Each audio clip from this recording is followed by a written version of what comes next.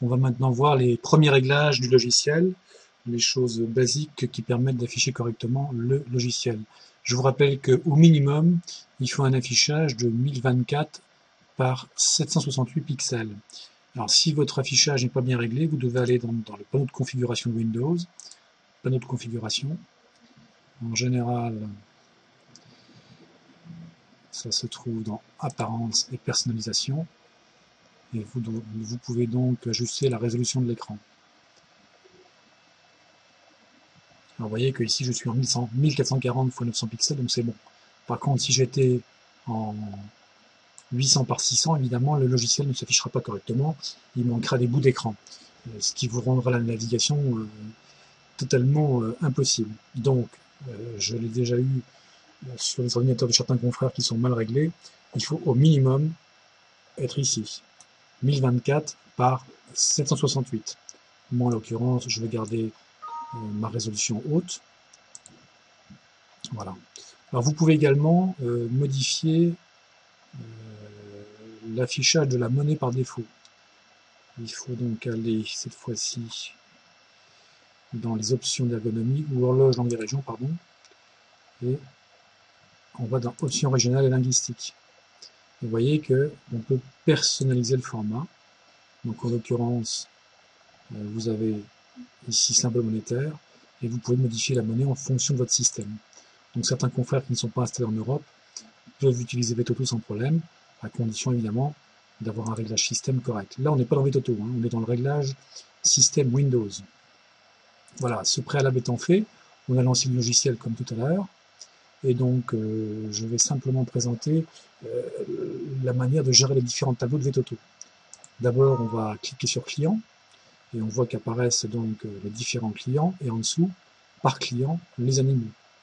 Alors, vous pouvez tout à fait faire disparaître certains éléments des colonnes. Il suffit de faire un clic droit sur ces colonnes, et on peut par exemple éliminer le numéro du client, si comment dire, vous ne souhaitez pas le faire apparaître. Au contraire, vous pouvez le faire apparaître en recliquant dessus. Vous pouvez, suivant, si à côté une petite loupe comme ça, cliquer sur la loupe et saisir par exemple le début du prénom. Et il va automatiquement saisir l'enregistrement correspondant. On peut également faire un filtre, c'est-à-dire qu'on va faire un clic droit sur la loupe et on va filtrer avec différentes conditions. Par exemple, se termine par, et on va mettre SE. Et il va donc sélectionner les enregistrements qui se terminent par SE. Du coup, les prénoms qui se terminent par SE. Bon, c'est juste un titre anecdotique. Évidemment, quand on cherche un nom, le plus simple, c'est de saisir les premières lettres ici, dans le nom du client commence par, et ensuite on clique soit sur OK, soit sur la touche Entrée du clavier, et il va donc sélectionner les clients qui commencent par FR, en l'occurrence, il n'y en a pas. Mais si par exemple on avait mis BRO, vous voyez qu'on a donc Georges Brossard, en l'occurrence, lui qui existe bien. Alors on peut, ça c'est le cas le plus fréquent, c'est-à-dire qu'on verra tout à l'heure comment saisir et enregistrer un client, un animal, une consultation, mais on peut déjà voir qu'on peut sélectionner les clients en fonction de nombreux paramètres. Le plus fréquent, c'est nom commence par, mais on peut les sélectionner en fonction de la date de création, en fonction de ce que le nom contient, en fonction de leur mail, des commentaires sur la fiche, du pays, du code postal et de la ville, donc des téléphones, et du montant non réglé. Donc on arrive à avoir des sélections multiparamètres très précises. On s'en sert assez rarement, mais quand on s'en sert, quand on en a besoin, en tout cas c'est possible. C'est ça qui est important. Alors vous pouvez également jouer sur la taille des fenêtres. Par exemple, en maintenant la souris, le clic gauche pardon, de la souris enfoncée sur le haut de la fenêtre, on peut modifier la place de la fenêtre sur l'écran. On peut également modifier sa taille, alors, soit en utilisant les icônes système, ici je vais avoir une fenêtre qui prend toute la taille de l'écran, ou au contraire la réduire, et je peux également modifier la taille en cliquant maintenant le clic gauche de la souris enfoncée sur le coin droit, ici, et je tire vers le bas. Donc vous voyez que je modifie la taille de ma fenêtre. Donc tout dépend de votre affichage, mais si vous avez un très grand écran, 24 ou 25 pouces, vous avez la possibilité d'avoir donc un paquet d'informations sur votre fenêtre. Vous pouvez également jouer sur les séparations entre les tableaux. Ici vous avez une ligne épaisse, et vous voyez que quand on la survole, ça se transforme en double flèche. En maintenant le clic gauche de la souris enfoncée, on va pouvoir jouer sur la répartition de la surface entre les tableaux. Ça, c'est une constante sur toutes les fenêtres de VETOTO. Vous pouvez jouer quand ils existent avec ces traits gras, et ça vous permet de réorganiser l'ensemble des informations de vos fenêtres. Alors, vous pouvez évidemment jouer également sur l'épaisseur des colonnes. Pareil, vous maintenez le clic gauche enfoncé sur les traits de séparation, et vous allez pouvoir jouer sur la taille de ces colonnes. Ça peut être très utile, suivant, encore une fois, la résolution de votre écran. Vous pouvez également, sur des portables par exemple, quand vous n'avez pas beaucoup de place, définir la hauteur des lignes. Par exemple, en cliquant sur une, alors, il faut évidemment relancer l'affichage de la fenêtre, et vous voyez que cette fois-ci, l'ensemble des clients s'affiche sur une ligne.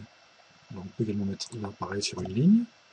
En cliquant sur Activer, c'est pareil, on a le même effet que relancer la fenêtre en cliquant sur Actualiser. Et vous voyez que cette fois-ci, on peut avoir sur un même écran X clients et X animaux.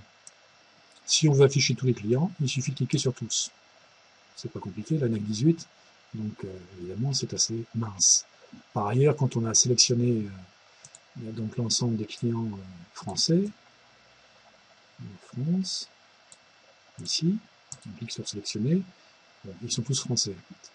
C'est pas très significatif, il faudrait que je trouve un mail, par exemple ce mail-là, on va faire un copier-coller, tac, on va sélectionner le mail en question, voilà. Et évidemment on trouve le client en question. Si on a fait une série de paramétrages et qu'on veut réinitialiser la sélection, on clique là-dessus et à nouveau tous les clients s'affichent, puisqu'on a vidé les paramètres de sélection et on affiche tous les clients évidemment. Vous avez, en cliquant sur les mémoires ici, un ticket de mémoire justement pour les gens qui ne se souviennent plus comment on fait, et ça arrive de temps en temps. Donc, aide-mémoire pour vous rappeler comment on fait, sélection avancée pour avoir d'autres paramètres que simplement nom commence par. La plupart du temps, vous n'aurez besoin que d'utiliser les premières lettres dans ce champ, et vous aurez automatiquement les clients correspondants qui vont s'afficher avec les animaux de ce client. Vous avez également la possibilité sur ce logiciel d'effectuer beaucoup de paramétrages. Il suffit d'aller donc sur la page d'accueil sur paramètres et vous verrez que vous pouvez donc paramétrer beaucoup de choses. Vous pouvez d'abord lancer l'assistant de démarrage à votre souhait et vous allez pouvoir créer par praticien donc un alias, c'est-à-dire 2-3 lettres qui vous permettent de vous identifier sur le logiciel et qui sont repris sur beaucoup d'enregistrements. Donc c'est important d'avoir des termes relativement courts. Philippe Bonarelli, on va mettre PHB par exemple, avec un mot de passe, c'est ce qui vous permettra d'accéder au logiciel si vous avez activé évidemment la gestion par mot de passe. Quand on travaille tout seul ou en monoposte, on n'a pas besoin d'activer la gestion par mot de passe, auquel cas ce mot de passe n'a pas d'importance. Donc cet assistant de démarrage va vous permettre de créer une mise en page personnalisée pour les ordonnances, pour les factures, les courriers. Ça c'est important. Donc par praticien, dans un groupe, vous avez toujours la possibilité d'avoir des ordonnances ou des documents totalement personnalisés. Là, je ne vais pas le faire, mais vous pouvez le faire. Vous avez la possibilité de paramétrer les codes postaux, bien sûr, les répertoires des pièces jointes, les taux de TVA. Il suffit de cliquer sur taux de TVA. Si on veut réintroduire un nouveau taux de TVA, on clique sur nouveau et on saisit l'information. Vous pouvez là vous balader dans tous les menus à votre souhait. Je ne veux pas vous compliquer la vie pour commencer, donc je voulais simplement vous montrer qu'il y a beaucoup de choses qu'on peut faire. Vous pouvez également donc aller dans Paramétrage général et vous verrez que vous avez un certain nombre d'options qui vous permettent de gérer au mieux, en fonction de vos souhaits, ce logiciel. Alors, chose importante que je vais vous décrire maintenant, en mode démonstration, vous pouvez vérifier votre besoin en termes de fonctionnalité. Si vous ne souhaitez pas utiliser VETOTO, mais plutôt Veto Express, vous sélectionnez Veto Express ici dans la liste déroulante et vous cliquez sur OK. Vous voyez qu'il y a un certain nombre de fonctionnalités qui disparaissent et vous avez donc un logiciel beaucoup plus léger avec beaucoup moins de fonctionnalités mais qui pour certains praticiens suffira largement. L'avantage c'est que la licence de la première année est identique au prix de la maintenance. Donc vous n'avez pas de surcoût la première année. Voilà, pour les gens qui veulent s'équiper à bas bruit, en tout cas à bas bruit financier, c'est l'idéal.